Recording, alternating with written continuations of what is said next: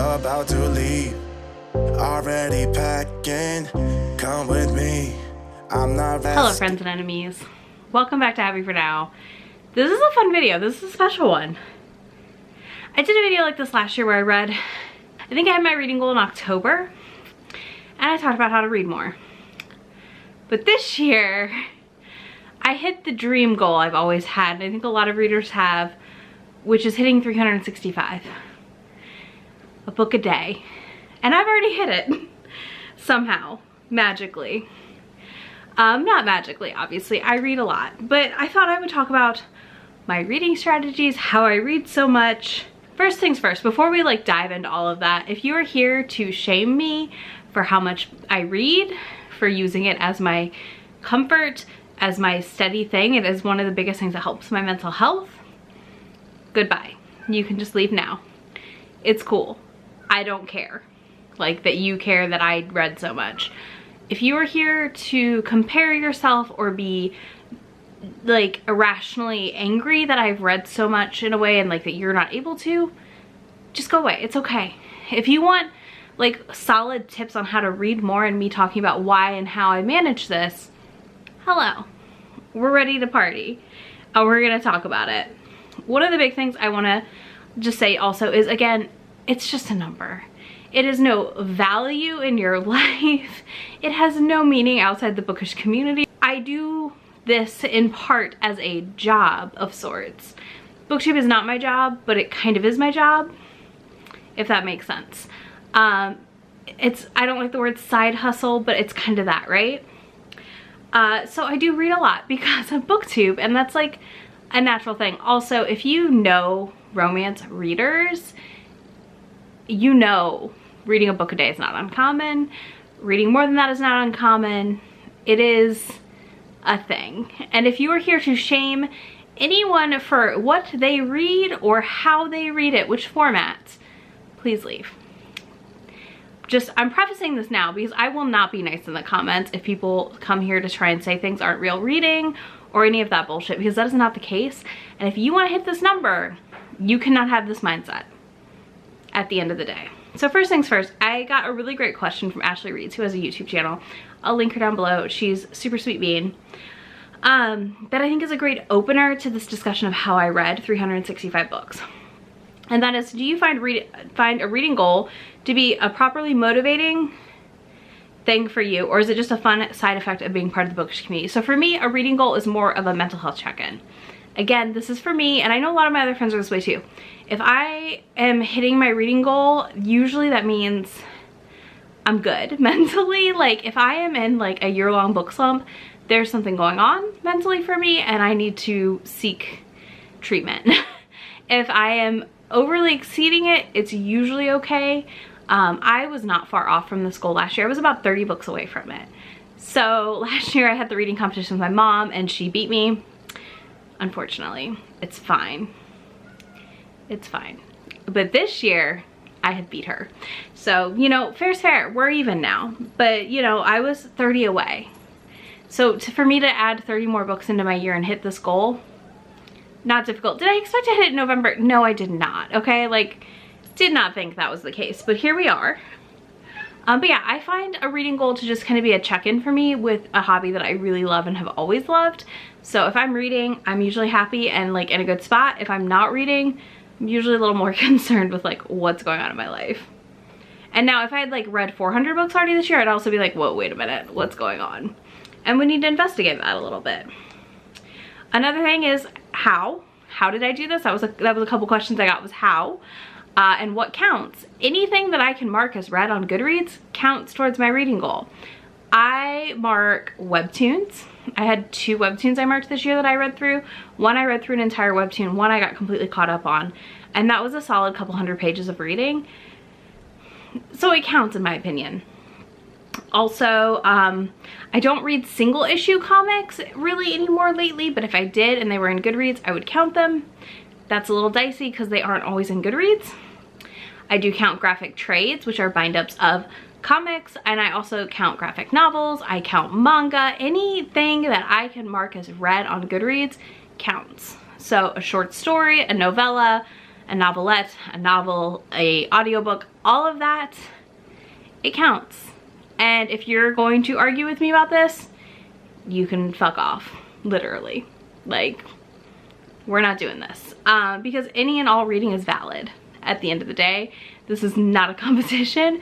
This is just what I did. So yeah, the how for me was really just like I've incorporated more formats this year than I did previously. So as a romance reader, I already read a lot of novellas and I already read a lot of short stories and other things like that authors release. I feel like this is normal, especially as a KU user. That's Kindle Unlimited. Like, we read a lot of short books on Kindle Unlimited, right? But the other thing is my manga reading really took a big uptick this year. And that is because I really started getting into manga, and I'm still really into manga. And that is a huge portion of my reading, which you will see in a minute. And you know, I think the biggest thing is that I had strategies in place and have developed strategies for how I read in a way that helps me continue to read. So first things first, I read whenever I can, whether that is an audiobook while I'm doing dishes, cleaning the house, folding laundry, doing my skincare routine, brushing my teeth. I have many a times brushed my teeth holding a Kindle in my hand and reading. It counts. Like, why wouldn't it? I have listened to an audiobook while I brushed my teeth and did my skincare. I have done it all. But I think that those moments, like even if it's only 10 minutes, can really tick up your read count because you're squeezing in a little bit of extra time. I actually have struggled a lot in the last year with reading before bed, which I feel like is a lot of our strategies. It's like a lot of us read before bed.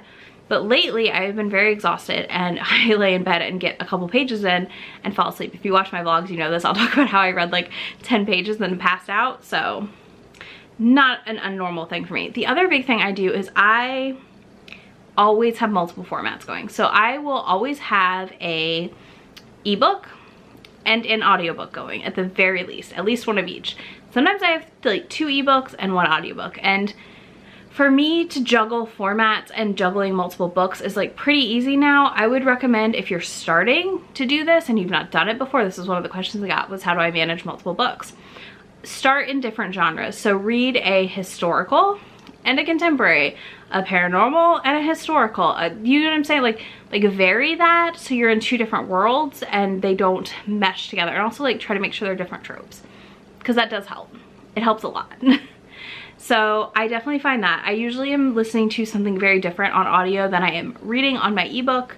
Like right now I'm listening to a witch ebook and I'm reading monster smut on my Kindle. So I'm not mixing those worlds up. The other thing is like I'll usually have a manga or 2 pulled out that I'm ready to read at some point, and I will pick those up as I'm ready and I will read those. And I usually sit down and read a manga in 45 minutes to an hour at most. It really depends, but most of them don't take me that long to read, to be honest with you. Somebody else asked my preferred format, and I'm gonna say that I honestly love audiobooks. Audiobooks have been so nice this year, and in the last month while I'm preparing for things, I have been able to dive into so many audiobooks that has been great. Like I tear through audiobooks. Now you can work your way up to a faster speed. I'm up to 3 times speed on most audiobooks, or 2.5. You're not gonna start there. You need to start slow. So start at 1.25 and then slowly work your way up. So once 1.25 starts to feel, 1.25 starts to feel like normal, you can bump it up to 1.4 or 1.5, depending on the app. Just bump it up a little more until you're comfortable. And now again, and don't be afraid to bump it back down for certain books. Some narrators, I do bump the book back down so it's not as fast. It really varies, but I'm always listening to an audiobook. I also listen to podcasts and other things. And here's something else I'm gonna say. I don't read daily. I'm actually gonna show you my Kindle page, which I think is the most accurate representation of my reading. You will see, like, I will pull up another month because November's not over yet, but I will show you this so you can see how much I read. So like in the month of October, you can see huge gaps in my reading. The same thing in the month of September. Any day that is not blue, like in the bubble, I didn't read. And that would be with my eyeballs, right? That doesn't mean I didn't read. potentially on audio, but I don't read every day. I do watch TV. I do other things in my life. I go to the movies. Well, you know, as much as we go to the movies now. I will say, of course, the pandemic has aided my hermit status as far as like how much I stay home. And that definitely helps. I'm not gonna deny this, okay? Like that does help in my reading. I am home most days. I do run errands and things, but I don't have a full-time job anymore.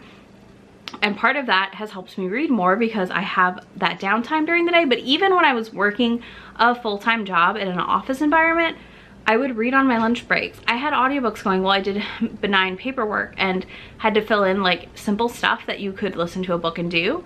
Sometimes, obviously, I would have to turn the book off to do other things. But a lot of the time, I was able to still listen to an audiobook, follow the story, and do my job. It just depends on your job, right? If that is manageable or not. But I'm just like, I have been able to really like lean in on that. But yeah, I don't read daily. There are many weekends I barely pick up a book. So keep that in mind. You don't have to read daily to do this. I do think to manage it, it helps to always have multiple books going. The other reason the multiple books I think helps is that then when you finish a book, you still have another book to finish. Usually I'm not finishing like my audio and my ebook at the same time. I will like finish my audio and then my ebook, or my ebook and then my audio, and like it kind of like dominoes. So I'll finish one, I'll start another, and then I'll finish, like, so every time I finish one, I'm starting another book. And that also really, really helps. Do not finish a book and not know what you're gonna read next. Every time I finish an audio, I have my next audio picked out. When I finish my ebook, I generally speaking know one of two ebooks that I'm gonna dive into next. I'm never like left in indecision on what's next on my reading list. On that point, we can talk about another question I got, which is, am I a mood reader, and do I, where is it? And do I DNF? Because these two I think are really interesting also. So here's the thing. I am a mood reader. I do not make a list and stick to it. I am terrible at TBRs. There's a reason you rarely see a TBR on my channel. And usually if you do, I'm like, here's a spinner wheel I'm doing. I have ADHD. I do not do well with structured lists of things to get through when it comes to books, because books are supposed to be the space where I can just go with it.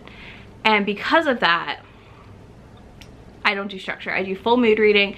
If I am not feeling a book, I DNF. Stop. Life is too short, y'all. Do not push through a book that you are not enjoying. You can DNF that book at 70%. You can, I wouldn't DNF a book at 90%, but like you can DNF that book whenever you want, okay? If it is going to put you in a book slump or make you miserable, DNF it. It's fine. It is fine. It is so acceptable to DNF books, and the idea that you shouldn't is ludicrous. Because again, it's your reading life, and if you want to read more books, because you know, we have a limited time here and we're only gonna read so many books, and I'm fine with that. I wanna die with a TBR personally. I never wanna feel like I don't have anything left to read. So that's where I'm at personally, but you still should definitely be DNFing those books if they are dragging you down. So let's see, what else do we have? Someone asked about my format breakdown, and this is an approximation because I haven't fully updated my reading spreadsheet in this last week, but about 44% of my reading was manga this year. That is split between digital and physical mangas. Not surprising, again, I have read a lot of manga and I've blown through a lot of series. 1% is graphic novels. Not surprising, I don't read a ton of bind-ups anymore. 30% audio, 25% ebook, and 1% mixed format, which would be either me reading it and Alexa reading it to me, or an audio and an ebook going together, back and forth situation. So there's the chart if you're curious. So this is an approximate. I do expect to see the audio one go up and the ebook one go up before the end of the year, because I've not been reading as much manga the last 2 months, and with my move, the manga is gonna get packed away for a while, so I don't know what I'm gonna do. Probably read digital. It's fine. Somebody else asked, do you switch up the subgenres as you read?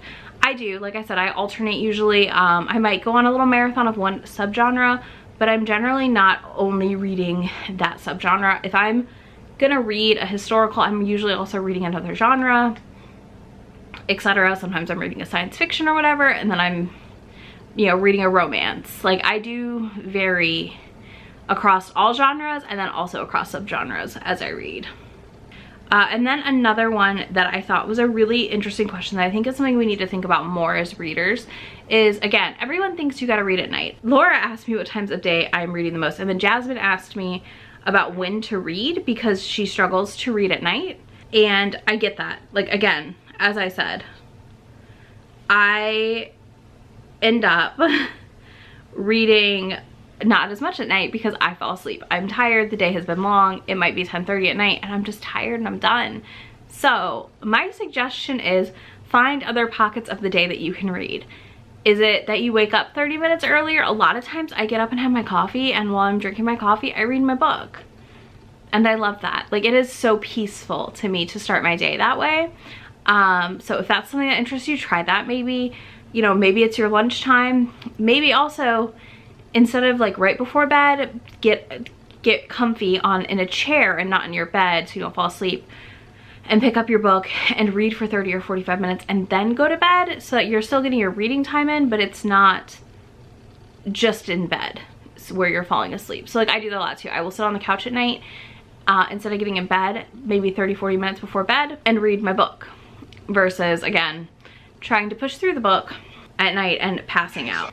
And then yeah, Laura asked me what times do I get the most out of my reading. Honestly, for me, it is the daytime working hours when I am usually pushing through my audiobooks, running errands, doing all the things, and listening to my book. So it does help a lot to have audios. Like when I am in the car driving somewhere, I'm usually listening to an audiobook 99.9% of the time. If I'm not, I'm listening to a podcast, and it is what it is, and I love it that way. I like driving places and listening to my audiobooks. I have some road trips coming up and I will be picking out audiobooks for the drives. Like that's what I do. I listen to the audiobook. But yeah, I definitely feel like you have to, I mean, it has to be a thing for you, but for me, it's definitely like during the day that I get the most reading in, and then I'll kind of circle back around a little bit in the evening and pick up my Kindle or that and read on it. But I'm not sitting down necessarily and reading for like 4 hours in a row during the day always.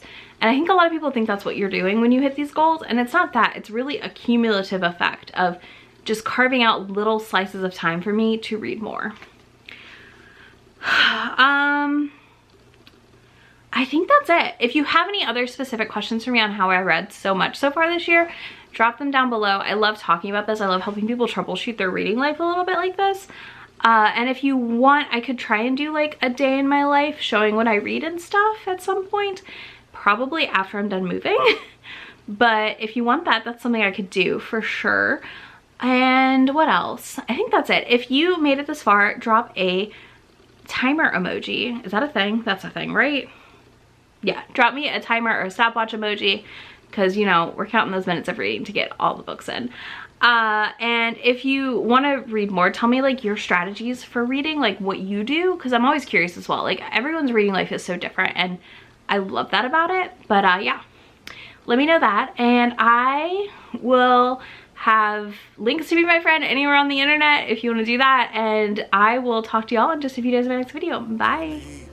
Already packing, come with me. I'm not really asking. We'll get away to a place where we don't know. About to see the world in action, what we can be. Life with no distractions. We'll get away.